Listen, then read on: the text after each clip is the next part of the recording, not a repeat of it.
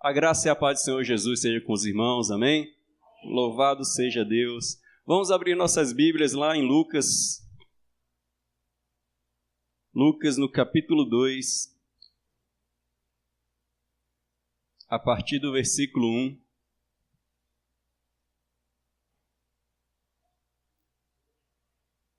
Glória a Deus. Lucas, capítulo 2, do verso 1 até o 20. Louvado seja o Senhor Jesus. Vamos meditar hoje sobre o nascimento de Jesus. Já que estamos na véspera da véspera de Natal, né? O que é que a gente pode falar sobre o Natal, sobre o nascimento de Jesus e por que ele é importante para nós? Vamos lá no versículo 1, capítulo 2 de Lucas. Diz assim, ó. Naqueles dias foi publicado um decreto de César Augusto, convocando toda a população do império para recensear-se.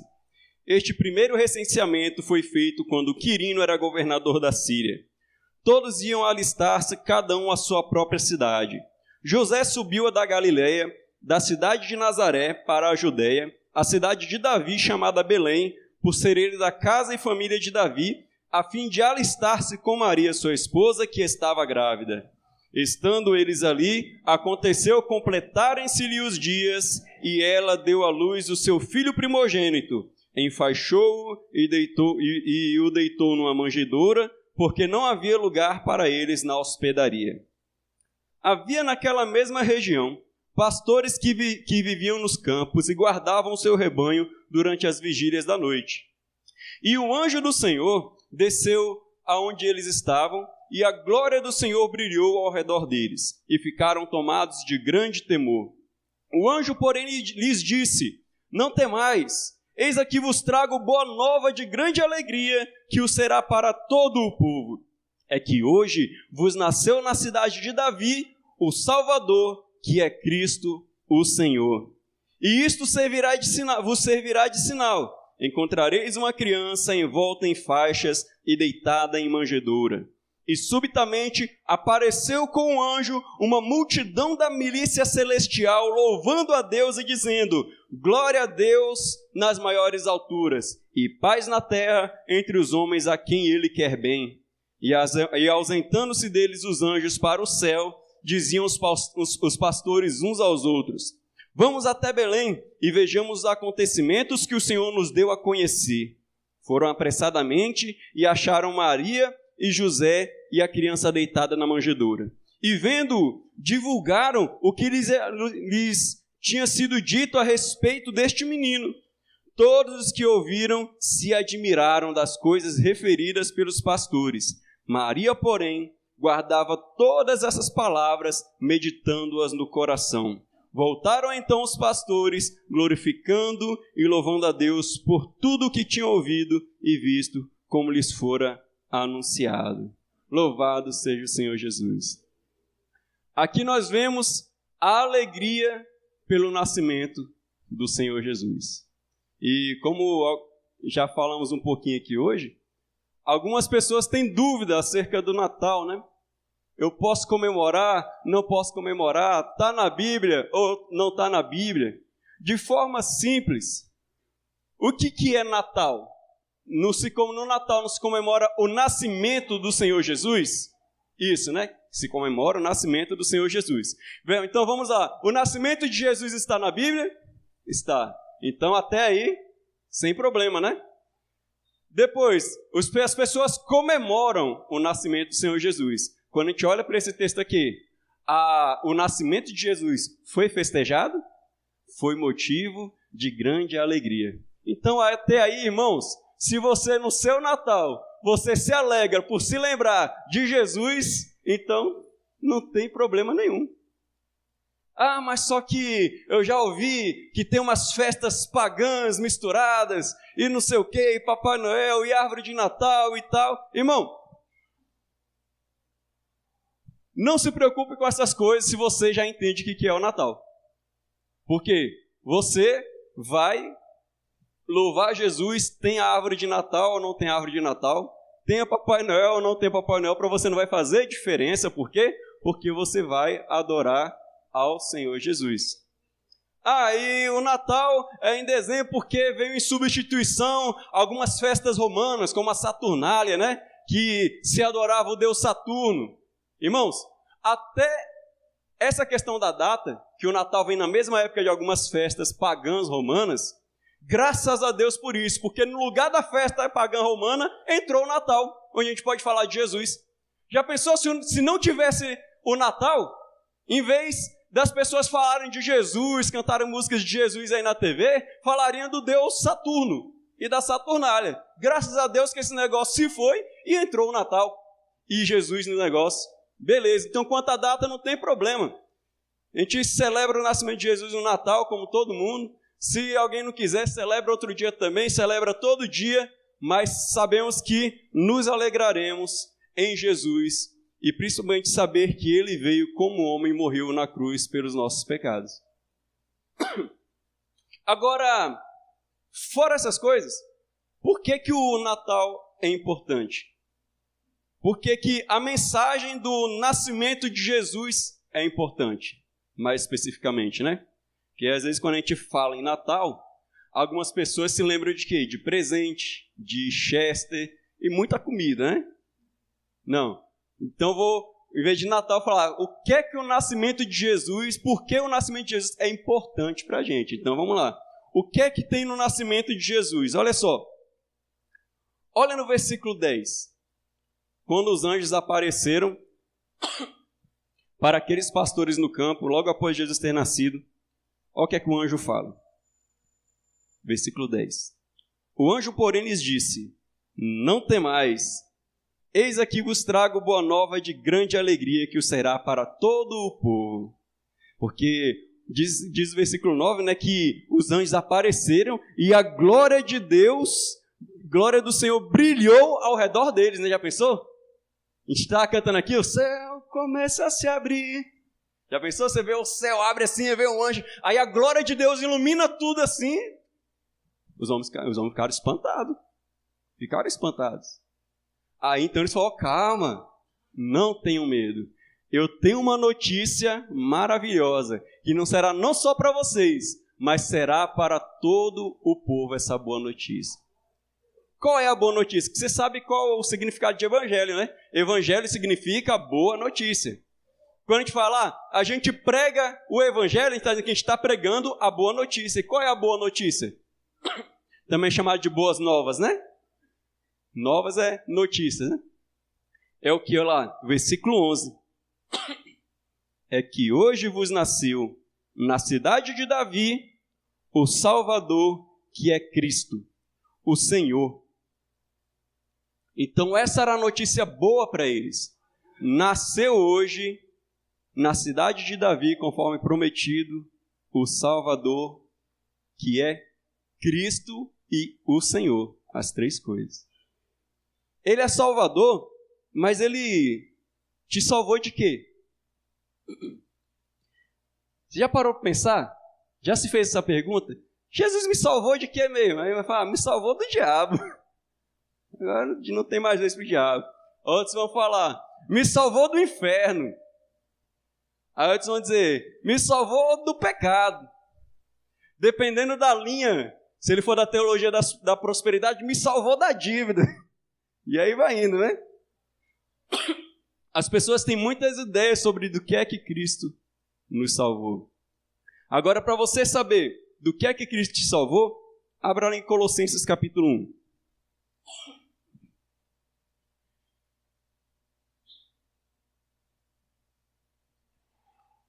Vamos lá ver do que é que Cristo nos salvou. Porque a boa notícia é o quê? O Salvador nasceu. Vamos ver aqui sobre o Salvador.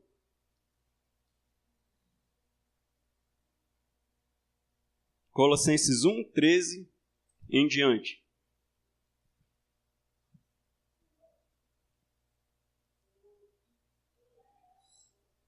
Colossenses capítulo 1, versículo 13 diz assim: Ele nos libertou do império das trevas e nos transportou para o reino do Filho do seu amor, no qual temos a redenção, a remissão dos pecados. Aqui o apóstolo Paulo faz um resumo. Do que é que Cristo te salvou? Ele te salvou do império das trevas. Pensa no império. Tem lá o imperador, né? E o imperador, ele governa sobre aquelas pessoas. E todo mundo deve obediência e respeito ao imperador e às leis do império. Você está debaixo do imperador e de suas leis. Então, se nós estávamos debaixo do império das trevas, a gente estava debaixo do imperador das trevas e de todo o seu império e suas leis. Porque antes de nos convertermos, a gente fazia a nossa própria vontade. E às vezes até aquilo que a gente sabia que era errado, sabendo mesmo que aquilo era errado, a gente praticava. Por quê? Porque a gente tinha esse desejo. A gente queria saciar o desejo mal, por mais que a gente soubesse que ele era mal. Ou não era assim? Ou tudo que você fazia de errado antes você não sabia, você era inocente. Você só descobriu depois que você virou crente. Irmãos, quantas coisas fizemos de errado sabendo que era errado. E outras coisas nem sabendo que elas eram erradas também. E hoje, para quem já se converteu, você se rende às mesmas coisas de antigamente? Não. Você olha se você se converteu verdadeiramente, você olha para o passado e vê a pessoa que você é hoje, você vê que você é uma nova pessoa. Você abandonou as velhas práticas. E por mais que você ainda tenha erros e falhas, você não é mais o mesmo. Porque até quando você erra, você sente o pesar do pecado. E você se arrepende e volta atrás para fazer o que é reto e o que é da vontade de Deus. E isso só é possível porque Jesus está na sua vida. Porque Ele é o Salvador. Ele é o libertador. Ele te libertou do império das trevas para o reino do Filho do seu amor. Assim o Pai fez conosco. O Pai nos libertou do império das trevas, daquele reinado das trevas, e agora nos colocou num novo reino, o reino do Salvador. Qual era a mensagem de Jesus quando ele pregava? Ele falava: arrependei-vos e crede no Evangelho, porque está próximo o reino de Deus, ou o reino dos céus. Então, ele estava anunciando o reino dele. E nós que cremos, saímos do reino das trevas e agora estamos no reino do Senhor Jesus. Jesus é o nosso rei, seguimos a ele e as suas leis e a sua vontade. Amém? Isso só é possível porque ele nos comprou com o seu sangue. E ainda diz lá no versículo 14, né? E nele nós temos redenção, a remissão dos nossos pecados. Foi resgatado dos pecados. E agora somos novas criaturas. O fim do texto vai dizer assim, ó. Este, Jesus, versículo 15, é a imagem do Deus invisível, o primogênito de toda a criação, pois nele foram criadas todas as coisas nos céus e sobre a terra, as visíveis e as invisíveis, sejam tronos, sejam soberanias, quer principados, quer potestades. Tudo foi criado por meio dele e para ele. Ele é antes de todas as coisas. Nele tudo subsiste. Ele é a cabeça do corpo da igreja. Ele é o princípio, o primogênito de entre os mortos, para em todas as coisas ter a primazia, porque aprove a Deus que nele residisse toda a plenitude, e que, havendo feito a paz pelo sangue da sua cruz, por meio dele, reconciliasse consigo mesmo todas as coisas, quer sobre a terra, quer nos céus. Jesus, ele vem reconciliar com ele tudo, nós e toda a criação. Você já viu como termina o Apocalipse? Quando termina o Apocalipse, o João, no finalzinho, né, no finalzinho de Apocalipse, o João vê novo céu e nova terra. Quer dizer, a gente aqui tem céu e terra, não tem? Vai ter novo céu e vai ter nova terra, porque ele veio reconciliar toda a criação, céus e terra, e fazer tudo convergir nele. tudo será redimido por meio de Jesus. Tudo vai ser renovado por meio de Jesus Cristo. Novo céu, nova terra, novos animais, novo tudo. Ou você gosta dessa terra? Ou você gosta desse mundo que você fica indignado com tanta injustiça, tanto ladrão por aí, tanta maldade? Ou você não está vendo o jornal? Vê o jornal um dia que rapidinho você vai querer ir para o céu. Você vai deixar de gostar desse lugar aqui e vai querer o reino do Senhor Jesus. Veja o versículo 21. E a vós outros também que outrora erais estranhos e inimigos no entendimento pelas vossas obras malignas, agora porém vos reconciliou no corpo da sua carne, mediante a sua morte, para apresentar-vos perante ele, santos, inculpáveis e irrepreensíveis, se é que permaneceis na fé, alicerçados e firmes, não vos deixando afastar da esperança do evangelho que ouvistes e que foi pregado a toda criatura debaixo do céu, e do qual eu, Paulo, me tornei ministro. Então, por meio do corpo dele, ele reconciliou a gente, para que agora a gente possa se apresentar diante de Deus, santos, inculpáveis e irrepreensíveis. E você é santo? Será que é porque você não tem mais nenhum pecado? Você é santo porque Jesus é santo e ele esteve no teu lugar lá na cruz. Porque se for pelas nossas próprias práticas, não somos santos. Agora, por Jesus em nosso lugar, sim, nós conseguimos ser santos e continuar vivendo em santidade, se santificando dia após dia. Porque aquele que fala, Jesus já me santificou, agora eu posso pecar novamente, uma pessoa que tem esse desejo de continuar pecando novamente, até hoje ela não conheceu a Deus. Porque quem conheceu a Deus e recebeu o Espírito Santo, esse mesmo Espírito Santo o guiará no caminho da justiça. E toda vez que ele pecar, o Espírito Santo o convencerá do pecado. Não tem como uma pessoa que nasceu de novo e tem o Espírito de Deus, que agora é Espírito, essa pessoa, ela continuar nas práticas da carne.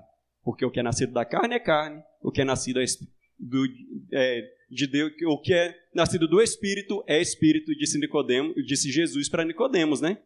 Então, ou somos carne, ou somos agora espirituais. Nascendo de Deus tem que ser espiritual, porque Deus é Espírito. Assim ele disse para a samaritana também lá em João. Aleluia, glória a Deus. Além de santo, inculpável. Pode jogar a culpa em você? Mas depois que você converteu, você pecou alguma vez? E aí, como é que você é inculpável, meu irmão?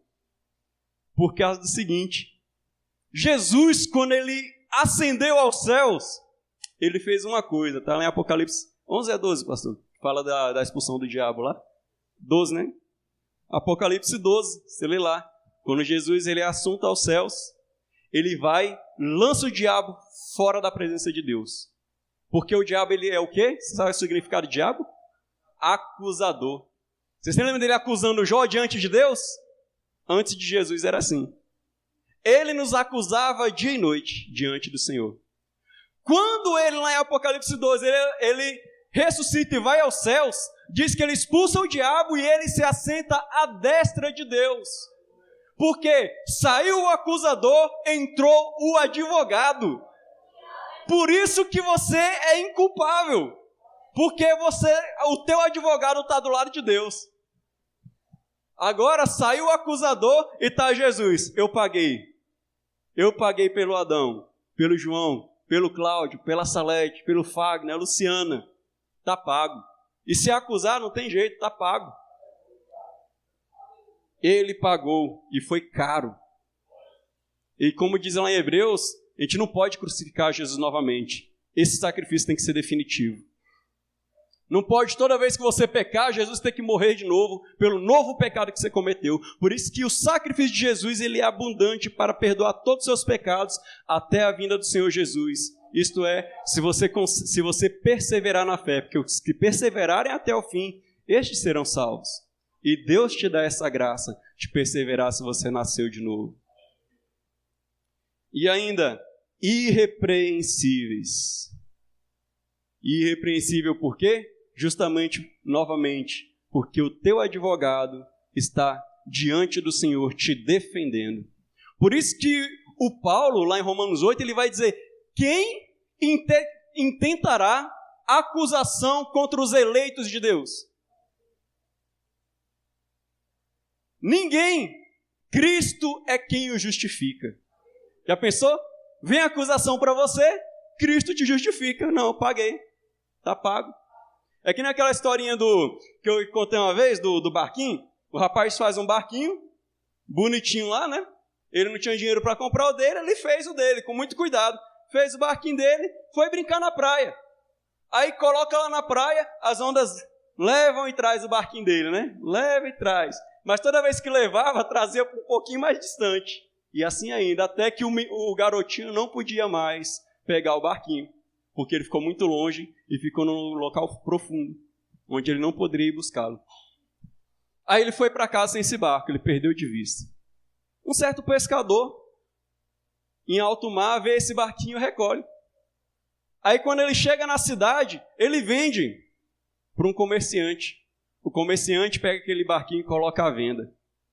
O menininho passando pelo centro da cidade, na hora que ele olha o barquinho, esse barquinho é meu. E por que ele reconheceu que o barquinho era dele? Que foi feito com as suas próprias mãos. Ninguém faria algo que veio da mente dele, da criatividade do próprio menino. Então não tinha como ele confundir, era inconfundível. Aí então, ele chega para o dono da loja e fala: olha, esse barco é meu. Aí o dono da loja: mas como é seu? Eu comprei ele de um pescador que estava em alto mar e achou e me vendeu. Aí o menino tem que fazer o quê? Ele foi trabalhar. Quando ele ganhou o dinheirinho dele, o bastante, ele foi lá e comprou. Quando ele comprou esse barco, ele disse: agora ninguém me tira, porque eu comprei, tu é meu, e agora você é meu. O barquinho é dele porque ele pagou. Agora aplique isso na sua vida. Já pensou, Jesus pagou pela tua vida e agora vem o diabo e leva? Qual é o tamanho do poder do sacrifício de Jesus lá na cruz? É o de salvar a tua vida, de uma vez por todas. É poderoso o sangue de Jesus, meu irmão.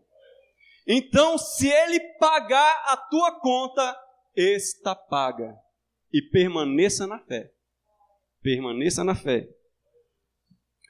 Glória a Deus. Vamos voltar lá para Lucas? Lucas 2.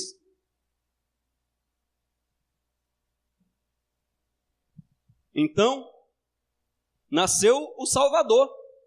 E Salvador em qual sentido? Desse medir lá e te salvar, te resgatar, te libertar.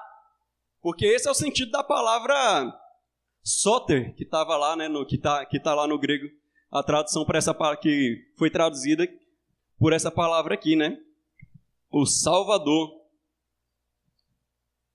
Por isso que quem nasce em Salvador é o quê? Soteropolitano, né? Por causa do grego, né? Soter. E a doutrina da salvação a gente chama de soteriologia, né? Então essa palavra tem esse sentido, de salvar, libertar. E esse libertar, a gente também já está acostumado aqui nas nossas escolas bíblicas, né? Que é o que? Esse libertar é no sentido de resgatar ou libertar pagando o preço, né? Quando você vai lá, ele paga o preço por aquele que está cativo e compra ele para agora ele pertencer a você. Uma mudança de senhorio. Você foi comprado para deixar de pertencer àquele senhor e ter um senhor novo que foi o que te comprou. Jesus, o Senhor. Depois, além no versículo 11 lá, né, de Lucas 2, além de Salvador, ele é o Cristo. Hoje vos nasceu na cidade de Davi o Salvador, que é Cristo. Você se lembra também o que a gente explicando o que significa Cristo? Significa ungido. Você vai ver que algumas traduções, no lugar de Cristo aqui vai estar Messias. Porque Cristo é a nossa tradução do Christus, ou Christos grego, né? Que esse Christos é a tradução de Machia, que é o Messias, que significa ungido. Então, quando a gente fala Jesus Cristo, Cristo não é sobrenome de Jesus. Cristo é o que ele é, o ungido. Você se lembra que quando Deus levantava um profeta, ele ungia o profeta? Quando Deus levantava um sacerdote, ele ungia o sacerdote? Quando Deus levantava um rei, ele mandava o profeta ir lá e ungir o rei? Por quê? Essas pessoas que vão ser revestidas de autoridade, do poder de Deus para exercer uma função que Deus mandou, elas têm que ser ungidas por Deus, capacitadas por Deus, receber o selo de Deus. Jesus, ele não é um ungido, ele é o ungido. Porque nós tivemos várias pessoas que foram ungidas no Antigo Testamento, uns para profetas, outros para sacerdotes, outros para reis. Jesus, ele é o ungido, ele é o Cristo, ele é o Messias. Por quê? Porque só Jesus é sacerdote, é rei e é profeta ao mesmo tempo. Não existe isso no Antigo Testamento. Só Jesus é tudo isso ao mesmo tempo. Ele é tudo em todos, ele é tudo para nós, é tudo o que você precisa. Ele é o profeta que o Moisés falou: olha, Deus vai levantar um profeta semelhante a mim, a ele ouvireis. E esse profeta era Jesus.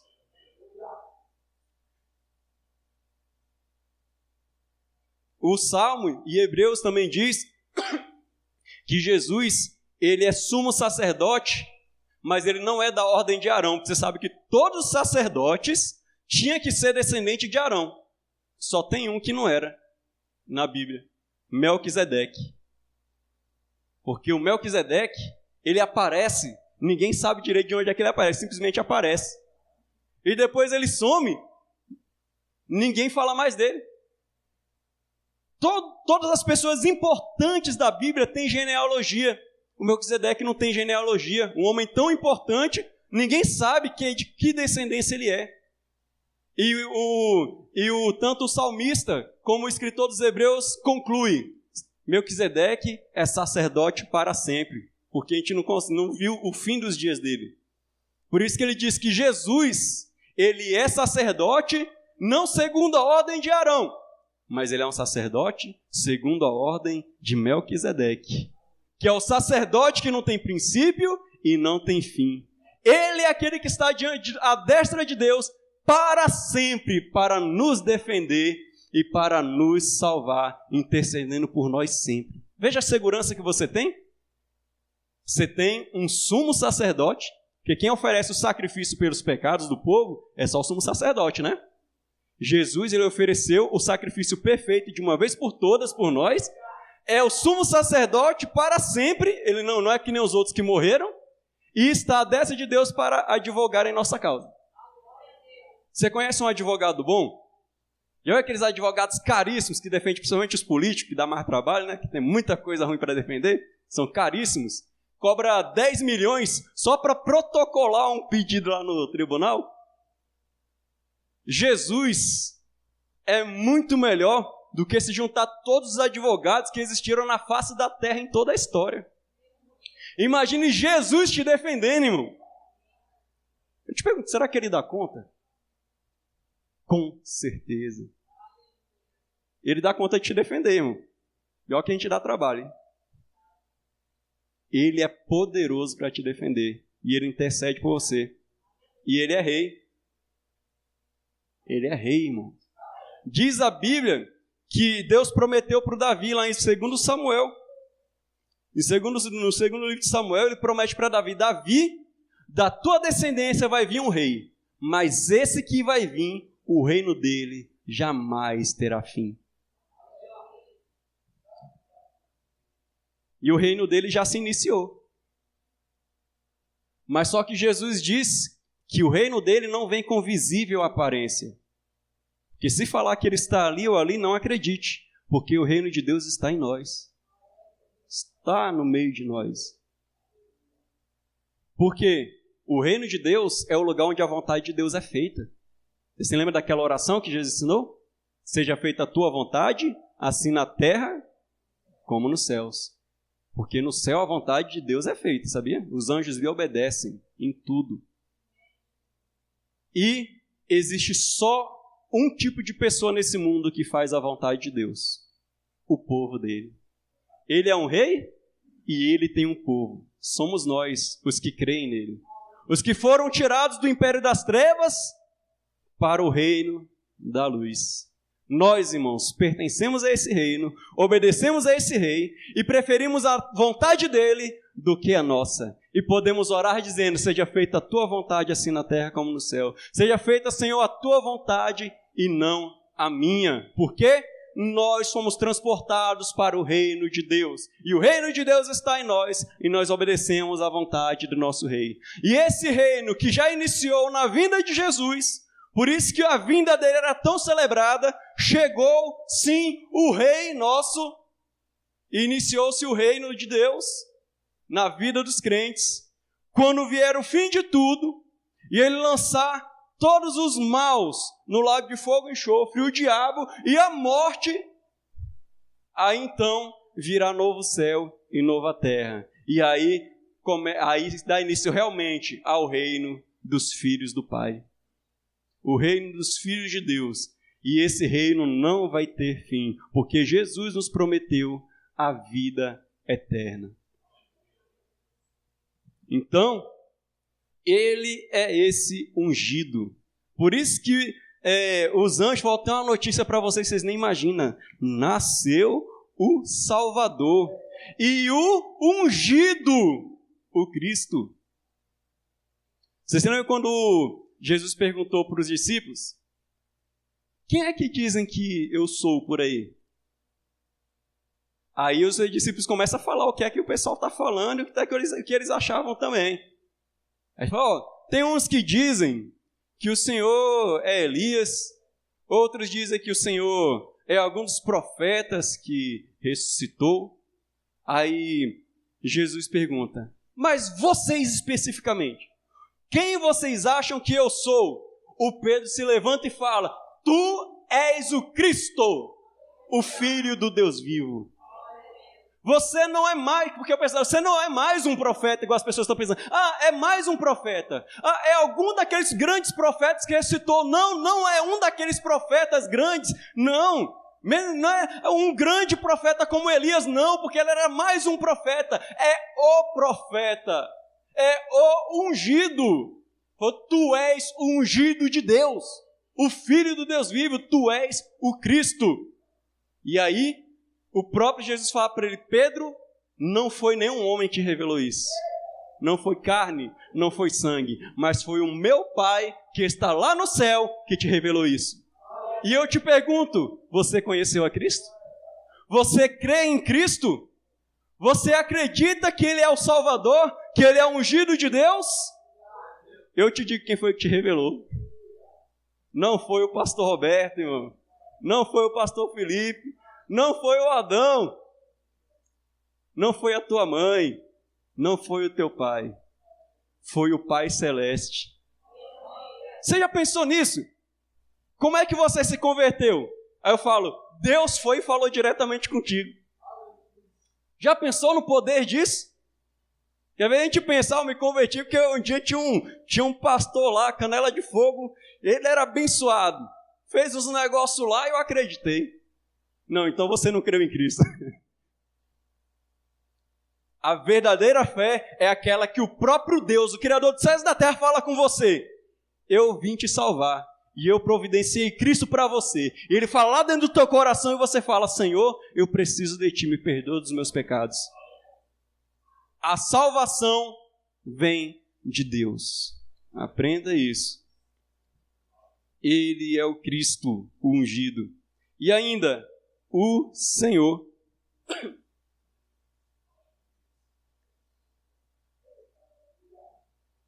Ele é o Senhor. É motivo de grande alegria. Nasceu o Salvador, o ungido e o Senhor. Abra no Salmo 110, por favor.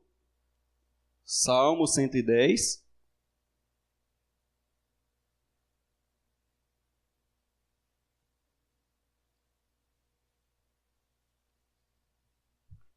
Esse Davi é um carinha abençoado. Deus revelou muita coisa para ele. Olha só o que é que o homem fala. Imagine. Salmo 110.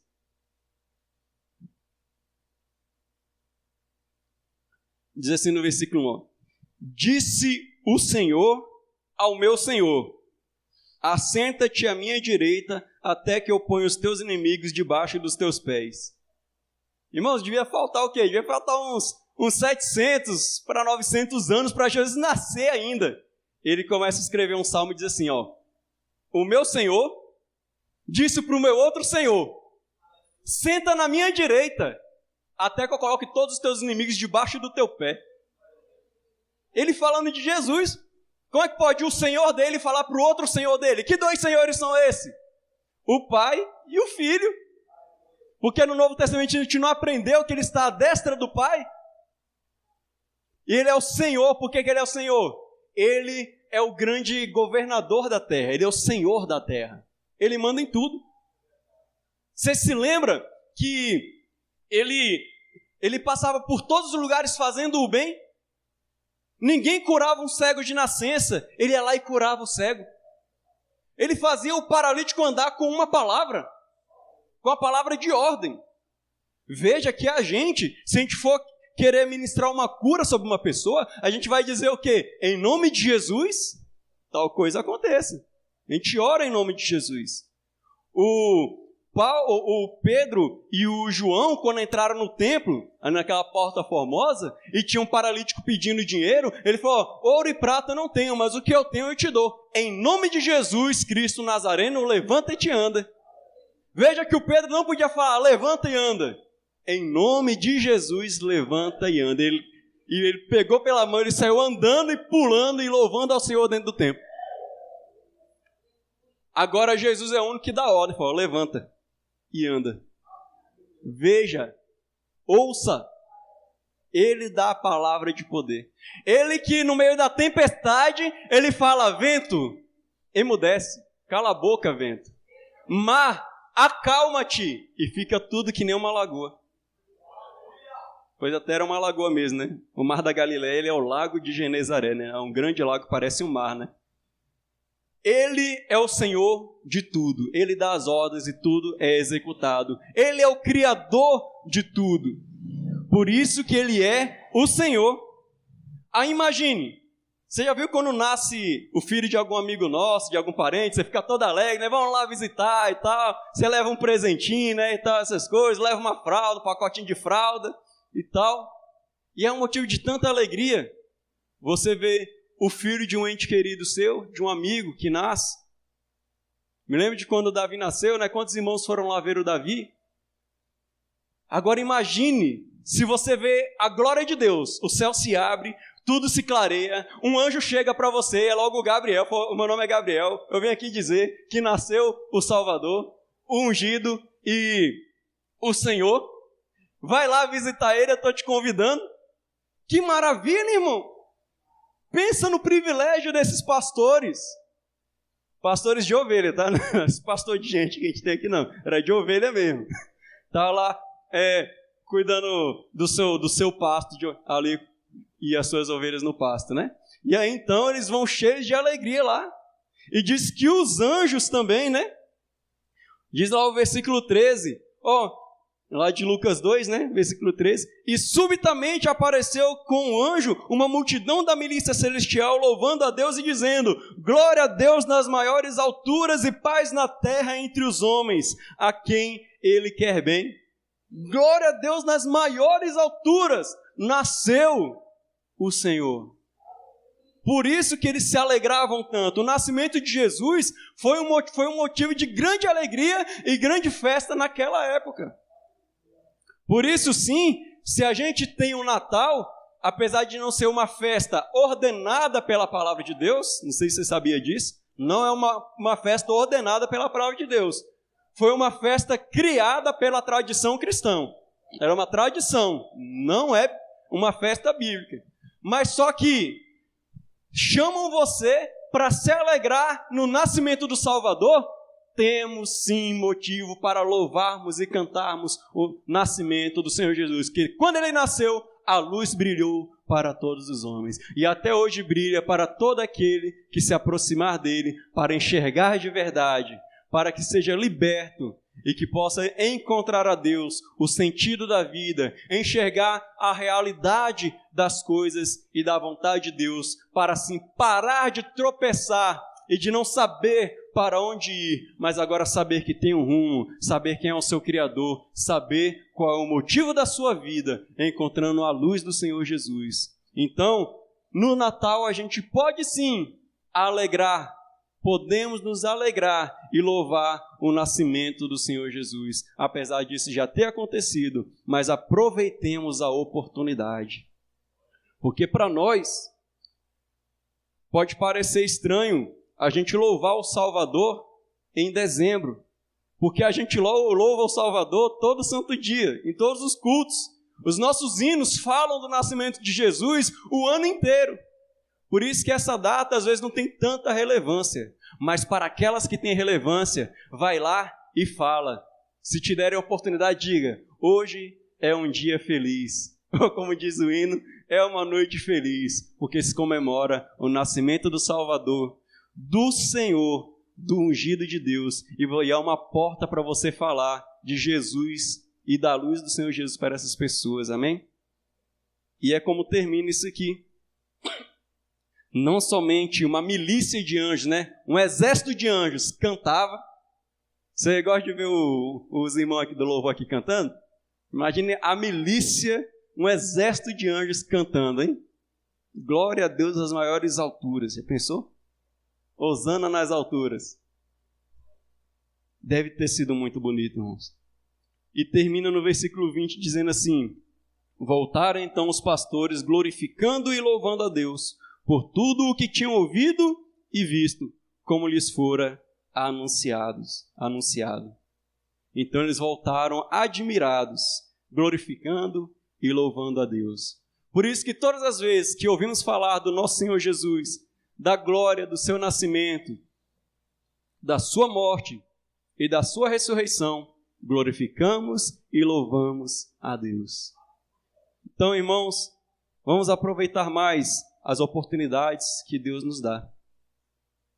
O Natal, irmãos, é uma época que tem muita gente que não aceita ir para a igreja. Se você falar que vai ter uma cantata de Natal, vai ter uma mensagem de Natal, algumas pessoas nesse mês de dezembro ficam mais abertas. Não fui na igreja o ano todo, pelo menos eu ouvi falar de Jesus pelo menos no Natal. Pois é Natal.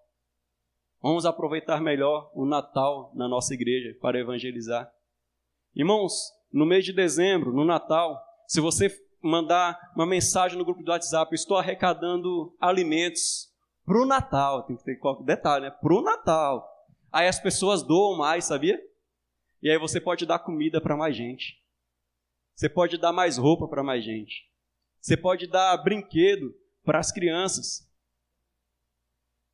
Natal é uma época que as pessoas se abrem para Deus. Então é um mês abençoado para a gente poder trazer mais pessoas para conhecer este Cristo do Natal, amém?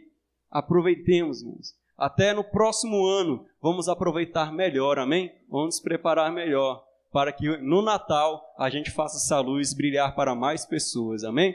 Glória a Deus. Deus abençoe a tua vida. Vamos fazer uma pequena oração aqui agradecendo a Deus. Depois vamos cantar. Amém, pastor? Cantar mais uma canção. O pastor podia até fazer essa oração agradecendo a Deus. Amém, meus amados. Vamos orar ao Senhor. Aleluia. Que maravilha. O Cristo está em nós, irmãos. Está em todos aqueles que acreditam, em todos aqueles que receberam desta porção maior, esta fé. Pois Ele próprio é o autor e consumador da nossa fé. Sim, Jesus. É por isso que a gente diz, a gente tem a maior riqueza. Essa riqueza é Cristo. Esse tesouro grandioso, incomparável, é Cristo em nós, amados. Cristo em nós. Sendo assim, ore com ações de graças. Ore aí ao teu Deus. Ore com alegria. Ore expressando o teu amor. Oh, meu Deus, que maravilha. Aleluia. Obrigado, Jesus.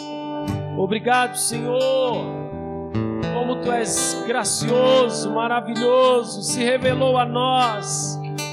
Oh, meu Deus, louvado seja o Teu nome, louvado seja o Teu nome. Continue abençoando esta igreja local, Senhor, de modo que a mesma cresça em fé, em amor, em graça do Senhor Jesus. Aleluia.